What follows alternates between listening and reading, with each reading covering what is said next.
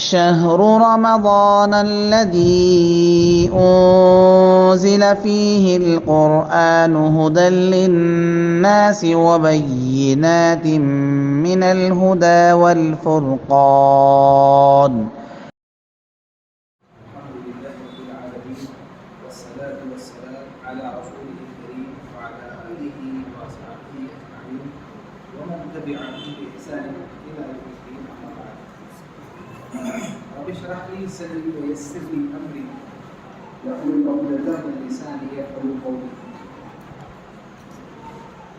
حضرت ابو ہریرہ رضی اللہ تعالی عنہ سے روایت ہے، صحیح بخاری کی حدیث ہے، پیارے نبی صلی اللہ علیہ وسلم نے کہا الصیام جنہ، روزے دار کے لیے حال ہے، گناہوں سے بچنے کے لیے روزے مددگار ہیں، جہنم کے عذاب سے بچنے کے لیے روزے دار کے لیے ڈھال ہے، نفس کی خواہشات کو کچلنے کے لیے روزے دار کے لیے بچاؤ کا سامان ہے۔ اللہ کے فضل سے ہم نے رمضان کا ایک اور روزہ مکمل کیا۔ اللہ سے اس بات کی دعا ہے کہ اللہ تعالیٰ مجھے اور آپ کو رمضان کی ہر ساعت اور گھڑی سے مکمل فائدہ اٹھانے کی توفیق دے۔ محترم حضرات، ہم اپنے سلسلے کی طرف آگے بڑھتے ہیں تو آج جہنم اور جہنم سے تعلق رکھنے والا بیان آج ہم سنیں گے۔ پیارے نبی صلی اللہ علیہ وسلم صحابہ اکرام کے ساتھ تھے، اچانک صحابہ اکرام کے ساتھ ایک بڑی آواز سنائی دی۔ نبی صلی اللہ علیہ وسلم نے صحابہ اکرام سے پوچھا اتدرون ما ھذا، کیا تم جانتے ہو کہ یہ آواز کس چیز کی تھی؟ یہ صحیح مسلم کی حدیث ہے۔ صحابہ اکرام نے کہا کہ اللہ اور اس کے رسول زیادہ بہتر جانتے ہیں۔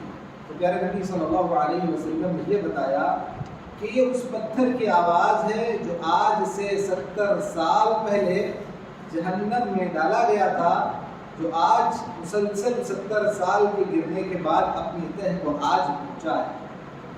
تو معلوم یہ ہوا کہ جہنم اس قدر گہری ہے کہ اس میں کوئی پتھر جب گرایا جاتا ہے یا کسی انسان کو ڈالا جاتا ہے تو نچلی سطح پر اس کے انتہا تک پہنچنے کے لیے 70 سال کی مسافت لگتی ہے۔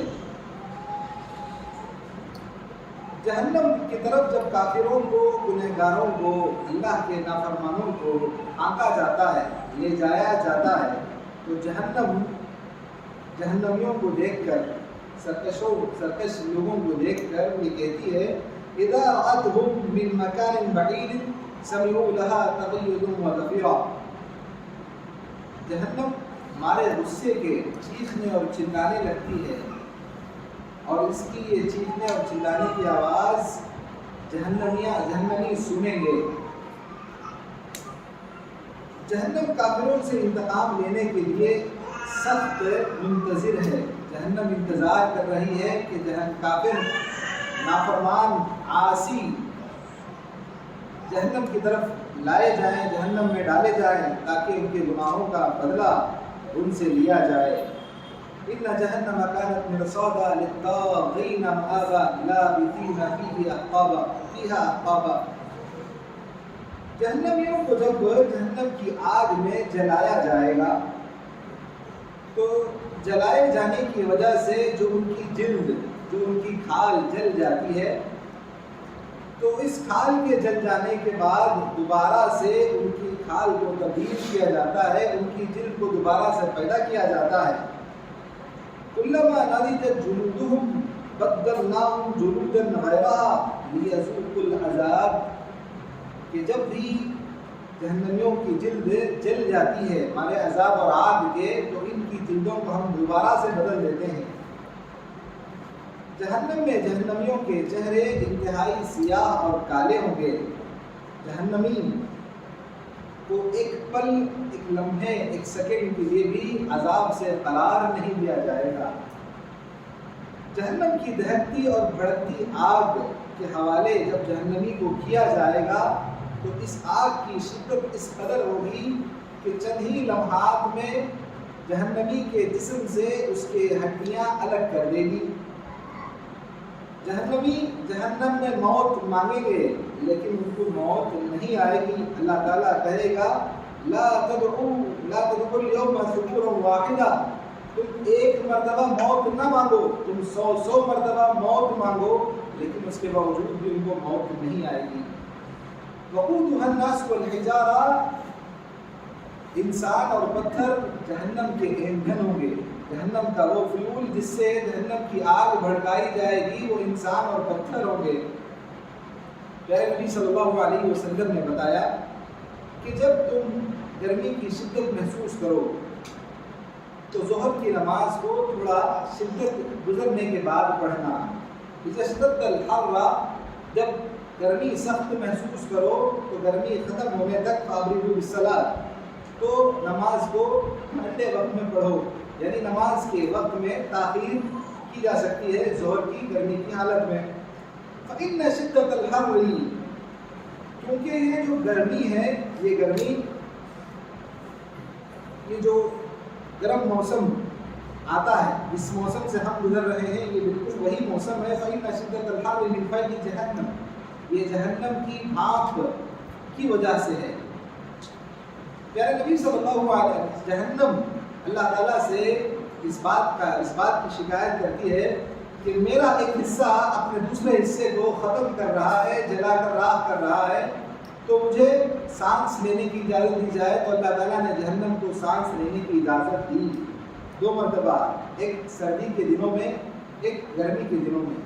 سردی کے دنوں میں جہنم سانس اندر کی طرف کھینچتی ہے، اور سردی کے دنوں میں جہنم سانس اندر کی طرف کھینچتی ہے، اور گرمی کے دنوں میں سانس باہر کی طرف نکالتی ہے۔ جہنم کو اللہ نے 2 مرتبہ سانس لینے کا موقع دیا، جس کی وجہ سے یہ موسم ہمارے یہاں گرمی کی شدت بڑھتی ہے اور سردی کی شدت بھی بڑھتی ہے۔ تو اگر ہم اپنے اس موسم کا جائزہ لیں، اس موسم سے ہم گزر رہے ہیں، انتہائی گرمی کی شکایتیں ہماری زبان پر عام ہیں۔ جب ہم جہنم کی بھاپ سے اپنے آپ کو برداشت کے باہر محسوس کر رہے ہیں تو اندازہ لگائیے کہ وہ جہنم کی آگ کس قدر خطرناک ہوگی۔ یہ جو باتیں آج ہم نے سنی جہنم کے حوالے سے، یہ وہ باتیں ہیں کہ جس کو سن کر یوں ہی گزر جانا ہمارے معمولات میں سے ہے، لیکن ان باتوں کو اگر ہم واقعی ایمان کی لذت کو محسوس کرتے ہوئے، اپنے ایمان کو بڑھاتے ہوئے، آخرت پر یقین کو جگاتے ہوئے سنیں گے تو یقین جانیے ہمارے گلے سے کھانا نہیں اترے گا، ہماری راتوں کو نیند نہیں آئے گی، دنیا اور دنیا کی نعمتیں ہمیں ہیچ اور بیکار لگیں گی۔ صحابہ اکرام کی طرح ہمارا ایمان تازہ ہونے لگے گا۔ صحابہ اکرام کی مثالیں تو ہم نے بارہا سنی ہیں۔ صحابہ اکرام جب بھی جہنم کا تذکرہ سنتے تو ان کی راتوں کی نیند اڑ جایا کرتی تھی، وہ روتے اس قدر کہ ان کی ہچکیاں بند ہو جایا کرتی تھیں، وہ بے ہوش ہو جایا کرتے تھے۔ وہ صحابہ کرام تھے، وہ ہم میں ایمان میں بھی سب سے افضل تھے، عمل میں بھی افضل تھے، اس کے باوجود بھی جہنم کا تذکرہ جب ان کے سامنے کیا جاتا تو ان کا رد عمل یہ ہوا کرتا، ہم صحابہ سے ایمان میں کم ہیں، ہم صحابہ میں عمل میں کم ہیں، لیکن اس کے باوجود بھی جب جہنم کا تذکرہ ہم سنتے ہیں تو ہمارے رونگٹے نہیں کھڑے ہوتے۔ اللہ تعالیٰ مجھے اور آپ کو جہنم کی حقیقی جہنم کی اور جہنم کی آگ کا حقیقی خوف ہمارے اندر پیدا کرے۔ اگر میں، آپ اور ہماری اگلی نسلیں ہماری آخرت کی اچھی تیاری کرنا چاہتی ہیں تو مجھے اور آپ کو یہ چاہیے کہ ہمیں جنت کا شوق اپنے اندر پیدا کریں، جہنم کا خوف اپنے اندر بیدار کریں، تبھی ہم اپنی آخرت کو کامیاب بنا سکتے ہیں۔ آخر میں اللہ تعالیٰ سے دعا ہے کہ اللہ تعالیٰ مجھے اور آپ کو کہنے سننے سے زیادہ عمل کی توفیق عطا فرمائے۔ وآخر دعوانا الحمد للہ رب العالمین۔ السلام علیکم۔